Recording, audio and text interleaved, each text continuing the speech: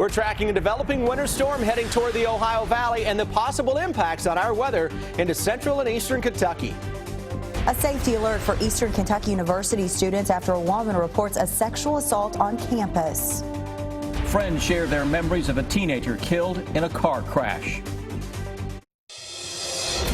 Tracking, alerting, protecting. This is WKYT News at 5. All right, we're keeping an eye on the potential for a pretty rainy Super Bowl Sunday. Yeah, and it is possible that some snowflakes might mix in with that wet weather. We begin with WKYT Chief Meteorologist Chris Bailey and a check of your forecast. Yeah, big storm system across the Ohio Valley, that is for sure. It's all about the track of the low, what we've been talking about for several days now, and that low may end up right on top of us on Sunday, and I'll show you what that means for the forecast. Let's jump into it and show you the systems that we're looking at out to our west. One coming in from the northern stream, one coming in from the southern branch of the jet stream. You get those two to meet up, you can get a fairly healthy storm system that is going to track right on top of Kentucky as of now. That, at least with my current thoughts. Heaviest snow would be to the north of the Ohio River. It's a mix of some rain and snow come Saturday night, Sunday morning to mainly rain for Super Bowl parties. That's the good news. Bad news, it may try to switch back over to a period of some snow by Sunday night into Monday. Short-term forecast. It's a Friday evening. A lot of folks will be out and about for a night on the town. Temperatures dropping from the upper 20s toward the low 20s. So a frosty cold setup already by 11 o'clock this evening. Focus of the forecast on what else but a messy Super Bowl Sunday. That's when I come back here in about 10 minutes. We'll take you into that weekend and show you how it plays out hour by hour. All right, Chris, thank you. An alert today at Eastern Kentucky University. Police are warning students following a sexual assault. It happened last night as the victim walked on campus. WKYT's Hillary Thornton is tracking the investigation in our top story at 5. Eastern Kentucky University police issued that safety alert after they say they received a report that included inappropriate sexual contact and harassment on campus Thursday evening. University officials say it happened around 7:30 near the Powell building and the Barnes & Noble campus bookstore. A woman told officials that is where a man made sexual contact with her without her consent. EKU female student who was approached by 3 African-American males, one of whom reached out and touched her inappropriately. At that point, they went their separate ways. According to the campus alert, the victim told officials the other 2 men with the suspect then followed and harassed her. Now at this point, campus police are not sure if the 3 men are EKU students or not, and they ask anyone with information to contact campus police. In Richmond, Hillary Thornton, WKYT. You can find the number for EKU police on WKYT.com. 2 teens on their way home were involved in a deadly crash. 17-year-old Daniel Neal died in the accident on Kentucky 33 near Danville last night. He and the driver were both from Mercer County. WKYT's Phil Pendleton shows us how Neal's friends are remembering him today. 17-year-old Daniel Neal was a passenger in a car driven by his girlfriend. Police say they had just left a basketball game in Danville and were headed home when something caused them to leave the roadway, hit a tree, and their car overturned on this rock fence. His father said that Daniel Neal had just earned his GED and was looking forward to attending the Bluegrass Technical and Community College, but Thursday night his young life was cut short after police say the car he was riding in ran off the road and crashed. Police say seatbelts were not worn and Neal was thrown from the car. His friends spent the day consoling each other and remembering the friend that they say was loving, caring, and an encouragement to others. It's just crazy. I don't want to believe it. Doesn't seem real to me. He was always there for you. Every time you call him, he answered. He was there for you. And police say they believe this was simply a tragic accident. Alcohol or drugs are not suspected, but they say that seatbelts were not worn. More on how Neal is being remembered at 6 o'clock. But for now, in Boyle County, Phil Pendleton, WKYT. Alexander and Royalty Funeral Home in Harrodsburg will be handling arrangements for Daniel Neal. A man faces new charges in a crash that killed a child. Our county-by-county coverage begins in Perry County. Jason Combs is now charged with murder for Saturday's crash on Combs Road. Police say his pickup crossed the center line and hit a car with an adult and 9-year-old Randall Wells inside. Wells died 2 days later at UK Hospital. Combs is also charged with DUI, assault, and wanton endangerment. Preschoolers who lost their school to a fire could be in temporary classrooms by the middle of next month. The Interior Journal reports workers are putting the finishing touches on 4 modular classrooms behind the Lincoln County Board of Education. Part of that building burned in August, destroying the preschool. Right now, students are using space at a church, 3 classrooms at Stanford Elementary, and 1 at the McGuffey 6th grade center. As the measles outbreak involving Disneyland grows, some doctors are refusing to see anti-vaccine patients. At least 98 cases have been linked to the park in Southern California. Many of those infected were not vaccinated. There's also been a call to keep children who are not vaccinated out of school.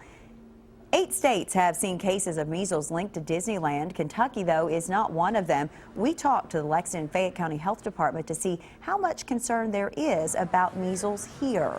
I think we have less of this resistance to immunization, but we have it. When I was a state commissioner, we had a couple of bills before the General Assembly requiring immunizations, and we had to make it clear, an honest-to-goodness religious exemption, we will not make you take the shot. But if we have the problem, and that shot would have prevented it, we won't let you go to school either. The health department says we've only had 2 cases of measles since 2006. Nurses here must inform patients of risk from skipping required vaccines. Parents must also sign a waiver. Former Massachusetts Governor Mitt Romney says he will not make a 3rd run for the White House. Romney made the announcement in a phone call to supporters and staff. He said after giving it considerable thought, he decided it was better to give other Republican Party leaders a chance in the 2016 nomination process.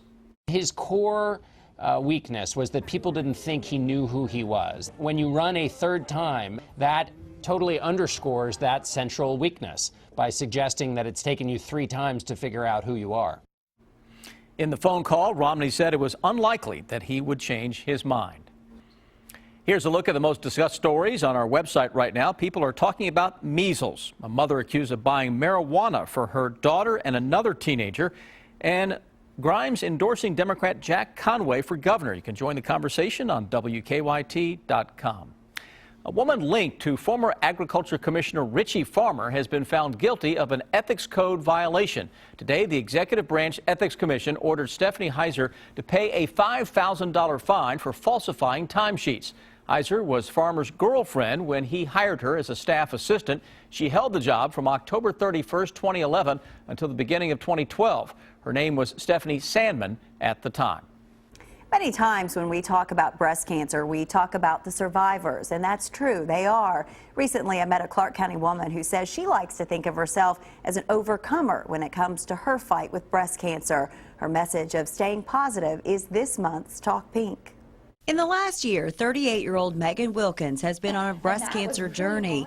These cards, a reminder she hasn't been alone. I have cards, over 200 cards. As a wife, mother, and business owner, cancer wasn't on Megan's roadmap until it stopped her in her tracks. Well, I found a lump in my left breast around November of 2013. And I kind of put it off. The mass Megan found was 4.5 centimeters. She had 12 weeks of chemo before surgery and then 17 after. She also chose to have a double mastectomy. I didn't even care to hear the options because for me, my motto in the beginning was whatever it takes. The support of family and friends has kept Megan focused on beating cancer and her motto. So whatever it takes to me is doing whatever it takes to make myself healthy, to get the cancer gone and never to come back, and just to keep going and be positive. Life is about overcoming. In November, Megan's husband surprised her with a video set to her favorite song, the words ringing so very true.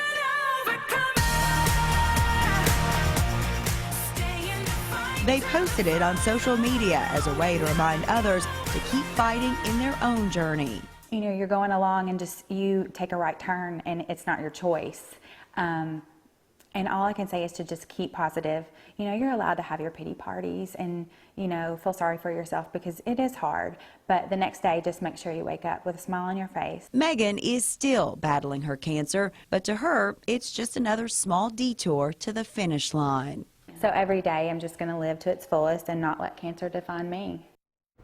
She just makes you smile, that's for sure. Megan is currently undergoing radiation. She says there are always hurdles when battling cancer, but for her, attitude has been everything. She urges all women to do their self-exams and never wait like she did to have something looked at. To see Megan's entire inspirational video, all you have to do is go to WKYT.com and look for this story. Now, if you are in need of a mammogram and are uninsured or need help paying for one, you have two chances next week. The St. Elizabeth Mobile Mammography Unit will be in both Lexington and Georgetown on Friday, February 6th. The unit will be at the Bluegrass Community Action Council in Arbor Court from 8:30 to 1:30. It will also be at the Scott County Public Library in Georgetown the same day from 1:30 to 4:30. No-cost mammograms are provided thanks in part to a grant from Susan G. Komen Lexington.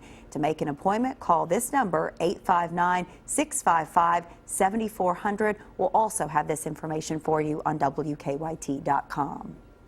Telemarketing calls can be annoying, but one such call likely saved an Oregon woman's life. The woman's phone was in her back pocket when a telemarketer called her. It somehow picked up, and the caller could hear the woman being attacked. Workers kept the call on the line and recorded it while they contacted police in Oregon.